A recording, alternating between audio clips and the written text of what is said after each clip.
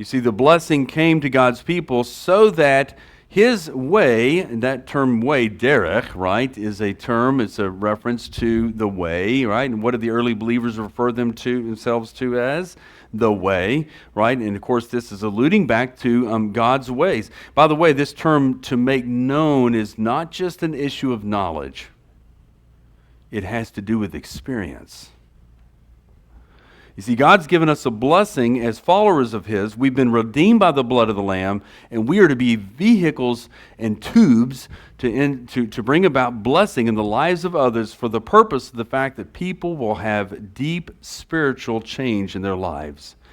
Not just to do a Seder and sit through a meal, not just to go to a Shabbat dinner or something of that, but to experience the full reality of the blessings of those things, to have communion and intimacy with God. That all the nations will experience your salvation. I love it. It says the peoples, there's two ways to understand this when you get to verse 3. It says, the NASB likes to put it in the jussive, which is a request here. Let the peoples praise you, O God. But it could be saying, in the imperfect in the Hebrew, the peoples will praise you. They will praise you. You see, the blessing that comes about, that is an instrument through God's people, comes about to the nations of the world, and the end result is that they will praise God.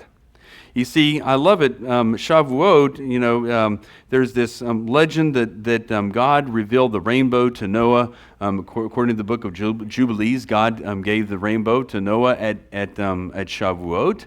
And of course, what is Noah oftentimes associated with?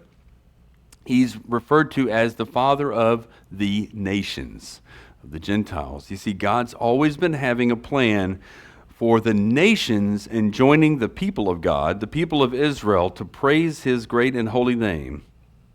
Let the peoples praise you, O God. Let the peoples praise you. Let all of them. And it says, why is this? Let the nations be glad and sing for joy, for you shall judge the peoples with uprightness. When this term shaphat is used here, this is not a reference to God's indicative judgment. That is, in fact, a reality. But this judgment that is going to be revealed here is this going to be God's judging the world, bringing about justice and bringing about goodness and leading the nations into what is good for the nation. It says, nations will be glad and will sing for joy, for you shall judge the nations with uprightness.